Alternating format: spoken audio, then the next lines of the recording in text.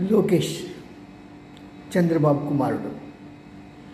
అతను దేశం విడిచి పారిపోయాడని చెప్పి వైసీపీ పార్టీ ప్రచారం చేస్తున్నది. ఎవరిని అడిగినా ఎక్కడ అడిగినా సరే లోకేష్ పారిపోయాడు, లోకేష్ పారిపోయాడు, లోకేష్ పారిపోయాడు అని ఒక విష ప్రచారాన్ని కొనసాగిస్తున్నది. మరోపక్క వారి మీడియా వాళ్ళు చెప్తున్నది ఏంటంటే లోకేష్ మాల్దీవ్స్కి వెళ్ళాడు, తన మ్యారేజ్ డే సందర్భంగా తన ఫ్యామిలీతో పాటు హాయిగా గడిపోవడానికి తను వెళ్ళాడు అని చెప్తున్నారు. వారు అక్కడితో ఆగట్లేదు. ఆయన మన హోమ్ మినిస్టర్ అమిత్ షాను కూడా కలిశారని. ఇక్కడ ఆలోచించాల్సిన విషయం ఒకటి ఉంది.